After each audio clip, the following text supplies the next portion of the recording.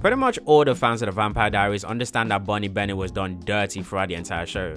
And it isn't just based on the fact that Bonnie doesn't really have potential as a character. She does. The problem is, they didn't really try. Well, at least they didn't try until around season 6. Now, in my hot take video, I said that Bonnie was written poorly before season 6, and I still stand by that opinion. Because she was done poorly, and even if you hate her or love her as a character, you will still have that exact same opinion. And it isn't a situation in which she was just poorly written. She wasn't written at all. Bonnie was simply a plot device. A plot device specifically created to make sure that villains aren't seen to be too powerful, or they won't be too easy to beat. They give and take away power from Bonnie based on that. And with Bonnie, you can easily explain this. Because with other characters, when they do that, it will feel like plot armor. With Bonnie, if Bonnie beats a main villain, it makes sense because Bonnie is made to be that powerful. And when Bonnie loses, it also makes sense because they can easily make Bonnie way less powerful. And this is mainly because they wrote themselves into a corner. They made Bonnie a really powerful prodigy way too quickly. Like Bonnie could create fire out of water without needing a spell, without even knowing what the spell is. She just did it. Like she could take down a 100+ vampire without needing a spell. She just does it. And this is within the first couple of months of learning that she's a witch, learning that she can even practice magic. Like people don't understand that in season 4 when she was using expression and she was fighting off originals, Bonnie was 18 years of age and she had only been practicing magic for less than 2 years. In season 3 when she was practicing magic for less than a year, she was able to undo S's linking spell. It was to the point that Klaus genuinely believed that Esther shouldn't be that much powerful than Bonnie, implying that they should be relative to each other, which is insane because Esther is a seasoned witch who has decades of experience, who is now being compared to someone that's only been practicing magic for just over a year. So now you understand exactly what I'm talking about. Bonnie was too powerful way too quickly. And this is mainly because the show keeps following the formula of the next villain needs to be way more powerful than the villain before that. So Bonnie's power grows in comparison to that so that the villain would actually be beatable and it's making sense. However, on the opposite side, for the villain to be unbeatable, they will somehow have to make Bonnie weak. And the best way to do that is just to remove her powers entirely. Either by removing her magic or just killing her off. In fact, Bonnie didn't use expression ever again after season 4. Even after the spirits left the other side. She never used expression again because that would make characters like Kai or the Heretics way too beatable. In season 3 when they wanted the originals to be beatable, they just took away the power of undead witches from Bonnie. They did the same thing in season 5 and they did the same thing in season 8. However, the show became so fixated on making sure that Bonnie is a plot device and making sure that she's powerful or less powerful depending on how powerful the villain is, they made that to be specifically her character, as in that was all that is Bonnie. Her powers, that's it. To the point in which we actually look at the friendship of Bonnie, Caroline and Elena, and you look at them and ask, why is Bonnie friends with them? Or why are they friends with Bonnie? Most of the time, the answer will be Bonnie's powerful and they need Bonnie to be powerful. Before that, you can't answer why they were even friends. Throughout the show, of course, I'm not referring to before Bonnie actually became a witch or before Bonnie realized that she was a witch.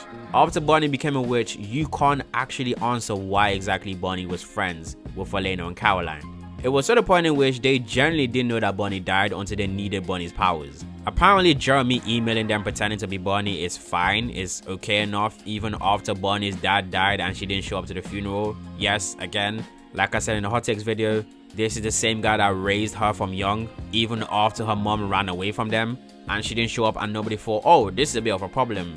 I think we need to check up on Bonnie. Not just trying to email her, not just trying to text her, but actually showing up for her, going to her house, trying to get her on the phone. And this is mainly because for Bonnie's plotline, they need her to be tied to somebody. She didn't have a plotline on her own until season 4. It's to the point in which when Bonnie is angry at Elena's insisting to be with Damon, it only lasts like 1 episode. And she's back helping her again the very next episode. They don't give her agency to actually react to certain things that should genuinely piss her off. It was to the point in which they had Bonnie's friends roleplay as Confederate soldiers and had Bonnie cheering for them. And you might say, oh, she was just cheering for her friends. That's the point. She should have had agency enough to actually tell them, hey, you should understand why this is a problem for me. Because why the hell are they doing it in the first place? Knowing the fact that they're friends with somebody that is black who would have a problem with this. But not only did they add this to the scene, but they somehow made Bonnie not have a problem with it. And the zero agency thing continued all the way to season 4. To the point in which Expression Bonnie was almost a completely different character. Because they actually gave her agency to act on her own, to do what she wants. Yeah, she was a little bit evil, but I don't mind that because this is something that Bonnie would do. Because Bonnie wants to achieve something. It is explainable. It will be within her character to do something like that. Yes, of course, it's something to do with power as usual, but at least it's her trying to get more powerful for herself, not for anybody else. And she isn't doing it because she wants to help her friends in some spells. No, she's just doing it because she wants to do it. She wants to be more confident in her magic. She wants to be more confident in her ability. She wants to be powerful. She loves to be powerful. Nobody controlled her. It is her magic, and so it should be under her control as to what she does with it. To the point in which when people actually tell her to stop because what she's doing is making her a lot more darker, she's basically saying, no, I'm in perfect control. I'm not darker. I'm just me. That is the agency I wanted her to have from the very start. But for some reason, out of 8 seasons, she only had agency for half of them, even though she is a main character. In fact, she was directly involved in almost all of the main plot lines from all of the best seasons. But her direct involvement is just her being powerful. That's it. But I think Bonnie being a plot device isn't the only factor that played into her being a badly written character. But I think there's another major reason as to why she was badly written as a character. I talked about this in my very first Vampire Diaries video like 2 years ago, but the main thing I was talking about in that video was that Bonnie, in terms of romantic relationships, was done so poorly that it astounds me that Bonnie was a main character. Like, Bonnie didn't have a healthy romantic relationship until season 7. Like, she had 2 long-term relationships, Jeremy and Enzo. Like, Jeremy's one was so bad. Like, Jeremy cheated on her with a dead woman, a ghost, over a living Bonnie. Do you know how disrespectful that is? And Bonnie not only took him back after that, she died for him. And with everyone else, it's not a situation in which she didn't have any love interest. She did. The problem was they either died very quickly or they were evil. And I know you're wondering why exactly would I want Bonnie in a relationship, even though I already say that relationship ruin characters. And yes, I still believe that relationship does ruin characters. However, in the Vampire Diaries, romantic relationships is pretty much the storyline of almost every single character. Like, all the main characters, the majority of their focus is on romantic relationships. There are only a few outliers, and those outliers tend to be the best storylines in the entire show.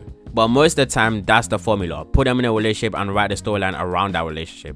Like with Elena in season 1, it was Stefan and Damon based. In season 2, it was mostly Stefan based, although she did have an outlier in which she was a standalone character, and that was a really great storyline. In season 3, it was Stefan and Damon based. In season 4, it was Stefan and Damon based. In season 5, it was mostly Damon based and a bit of Stefan based. In season 6, it was entirely Damon based. Caroline was basically the same thing. From season 2 all the way to season 8, her entire storyline was just romantic relationships. It was to the point in which Caroline was the least main character I've ever seen on television.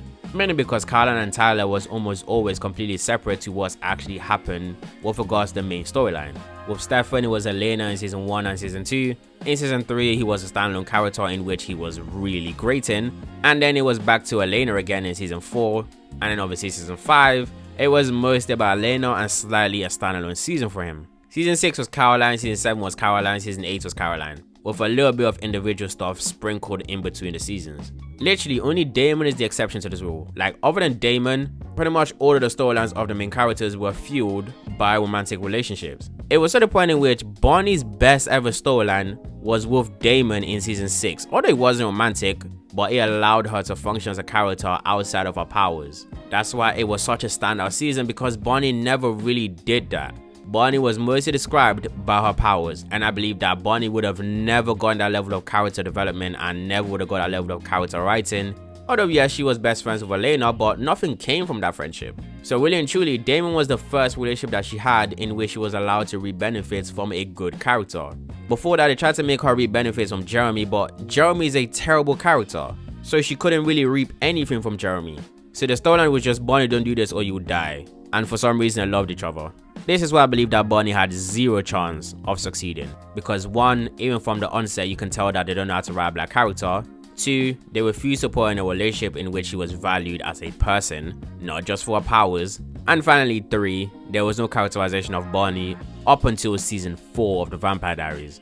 Bonnie was simply just a prodigy witch, and that was it. Mainly because Bonnie was a centerpiece character that was somehow ignored. Like, they refused to flesh out Bonnie's character and everything surrounding her.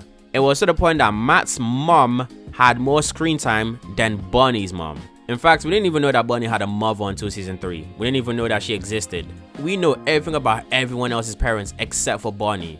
It was to the point in which Bonnie's room was shown like once or twice, and her house was shown like 5 times in the entire show. And excluding the place that her and Enzo were living in, as in the shack, the interior of Bonnie's house was shown like maybe 6 or 7 times in 8 seasons. Like the very first time that we saw the interior to Bonnie's house was in season 3. Bearing in mind the spells to pretty much all of the things that save the main characters exist in the grimoires that Bonnie collected, which are in this house. In fact, worst of all, we didn't even see her dad until season 4. And again, this is the guy that raised her, and he lived in Mystic Falls, so there's not much of an excuse for that. But they didn't show him because in the first part of the show, Bonnie was just a support character that was dressed as a main character. And the only reason why she was dressed as a main character is because the show needed her power for the show to make sense with regards to villains being beatable or unbeatable. Black women are so unprotected, and we hold so many things in to protect the feelings of others without considering our own. It might be funny to y'all on the internet and just another messy topic for you to talk about, but this is my real life, and I'm real life hurt and traumatized. I believe Black women are going to save us all, and I am so sorry to put that pressure on you, but white women are continually failing all of us. I hope you understand that me seeing you as a hero is not meant to add to your anxiety. Rather, it's to lift you up and celebrate you. Now, as somebody that has the same skin color as Bonnie, the more I record this video and the further along I go, the more I realize that this situation is a lot bigger than what it actually is. As in, the poor writing towards Bonnie, with a bit of context, is way worse than it actually looks. Now, don't get me wrong, I'm not accusing anyone of being blatantly racist. Although the fact that a lot of black characters tend to die early, almost immediately, I think there's literally no black character that lasts longer than a season other than Bonnie's family. And what I mean by Bonnie's family, I mean only her mom. Her dad survived season 4 and then died immediately in the first episode of season 5. And also the fact that black characters from the originals are written far better, and the writers for the originals and the showrunner for the originals were different from the ones in the Vampire Diaries. Although Michael Noducci was a writer on season 3 of the Vampire Diaries and was a showrunner in season 4 of the Vampire Diaries. Now, I don't want to give a single man a lot of credit, but based on the fact that Bonnie in season 4 was the first time we actually saw her being autonomous, in which she stood as a character on her own and she wasn't just a plot device that was specifically created to help her friends. And that was the first season that Michael Noducci happened to be the showrunner for. And obviously in the originals, you saw exactly how characters like Vincent and Marcel were written. Which is why I believe that if Michael Noducci was one of the showrunners from the very start, I believe that Bonnie would have been a much better written character. In fact, I've had this opinion for years now, which is that Bonnie would have been a fantastic character if she actually went to the originals. Because there's so much stuff about Bonnie that nobody explored, except for that one season and all the way up until season 6. Now again, I don't think they're all racist, I believe they're just incredibly tone deaf. Everything I've said so far about her as a character and the reasons why I believe that she was written poorly, once you remember that Bonnie is black, you would immediately ask yourself why exactly did nobody question this? I mean, like I said earlier on, they had her friends cosplay as a Confederacy, and then they had Bonnie in the crowd cheering for it, and not to mention they had Bonnie as a token help, even when Bonnie has no reason to, other than them being friends, even though she suffered way too much way too quickly for said friends. And whenever she has a reaction to it, she's almost always seen being in the wrong, which makes no sense to me. Like for example, when her grandma died, she was obviously upset with Damon because Damon was the root cause as to why that happened. And obviously because Elena consistently kept trying to follow Damon and trying to befriend him, so obviously Bonnie distanced herself away from Elena. Because in her mind, Elena is picking somebody who she just met, who is evil in every way, who has wronged all of her close relatives over her, hence why she distanced herself.